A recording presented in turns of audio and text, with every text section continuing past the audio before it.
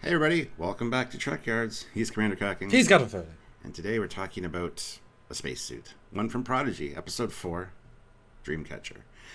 This is the one worn by Jankom Pog, and we're going to have a little discussion on it. So, we like our spacesuits, we like our uniforms, so let's talk about it. And it's yet another of those small nuggets of extra stuff that just gets sprinkled in. Just, oh yeah, here's a new spacesuit, here's a new phaser, here's a new tricod, here's a many. And it's somewhat focused on, but not in a design way in the episode, and even to the point where the characters smell something through the suit, which kind of goes against it being a spacesuit. But as we've said in our live, that's because of it's a psychic connection with the plants, etc. So it's maybe even a hint that maybe the reason wearing a spacesuit is just a hint that something's going awry because he can't be smelling it without. See, thematic reasons for everything. Yeah, it was a pretty interesting addition, actually, and the fact that Heath put on his helmet after the ramp was open was funny. Interesting enough, spacesuit doesn't really look Federation-y, honestly. It's missing an arm because he's just using his mechanical arm as part of it. So I don't know exactly how this works, whether this was created by the vehicle replicator for him specifically, because it doesn't seem like standard Starfleet issue, especially with the way that arm is designed. But it's pretty interesting to see. It just doesn't really feel like anything we've seen before from Starfleet anyway. So yeah, I mean, I think it's fine. It doesn't scream Starfleet, but as a brief counter to that, even if it was replicated, they would have Tellarite anatomy in the database. So this is just a Starfleet version of a Tellarite one, and then just without an arm piece. Yeah. But it probably was. I mean, you don't need to keep, if there's no crew on board, you would need to keep necessarily spacesuits there and then necessarily, and certainly not a Tellarite one. But it's it's oddly enough, Stuart, ain't got a delta. Everything else does, but yeah, literally everything else.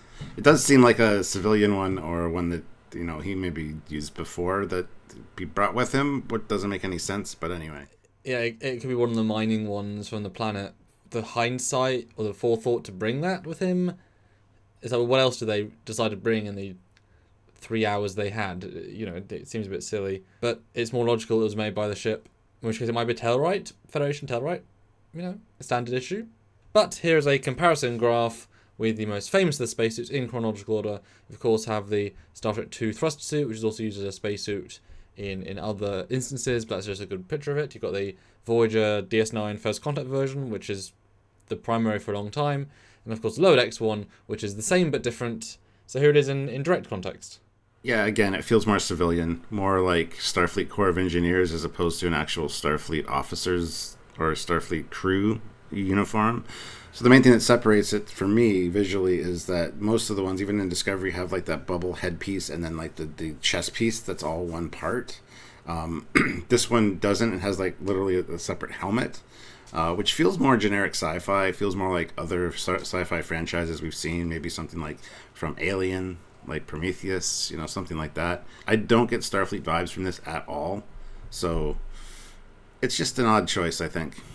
It's tricky because the first two spacesuits, you can remove the helmet as well as the chest piece, although Lower Decks, it feels more integrated. I mean, I get some Lower Decks vibes from the helmet being how curved it is, and the shoulder pads call back to that somewhat more. But obviously, yeah, I like the idea of being a space, engineer base suit, because if the guy had a choice in the replicator, make me a Tellarite spacesuit. There are 5 spaces available. Well, I'm an engineer. Then it could be would speak to his personality. The round thing on it reminds me of the round thing that Scotty and the motion picture people had on their chest, which is I think a radiation detector of some kind. So that makes sense. But when you go to the one picture where you stand beside Rock Talk, it actually looks like a very old beat up suit. It doesn't look like something freshly new and replicated. Like if you look at the colors, you look at the weathering on it, even the paint, it just feels like it's been used and abused. Could be he found it in a locker, but considering everything else on the ship looks brand new and there's no evidence of any other crew, it feels like something he literally brought along. Which he might have had the foresight to actually do that, but great call. I'm glad I put that picture in because definitely worn. I mean, maybe he's such that he likes people do buy pre-distressed jeans, so he likes a pre-distressed spacesuit for aesthetics. I mean, it's the future. Everything's personal choice at that point.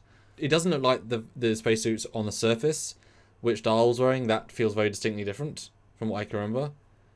But who's to say it's not an underworld, low end one? I mean, he was able to obviously bring some cutters and some big equipment, which he'd have to physically haul. So I guess he had time, even though that trip up and down was super secret and blah blah blah. But that's one of those plot holes of episode 1/2.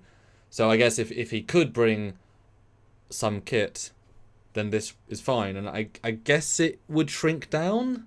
But he's a big guy though. I don't know how much it could shrink down. I mean, some spacesuits you can, like the NXO one is lots of fabric, you can fold it up. But the First Contact one, like you disassemble it, but it has been a big box. There isn't, like the chest piece is a full metal piece. So, what is he to drag a big box down the massive elevator across the works, past all the miners saying, don't worry about me. I guess he had to. Oh, I don't know, Stuart. Yeah. Yeah, just a little bit confusing. And the fact that his mechanical arm is just, it seems like it was built for him specifically, but not new.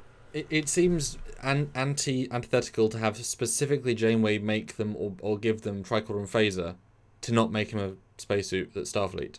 That doesn't, and everything they had is Starfleet standard issue, at least a Protostar issue. So this feels...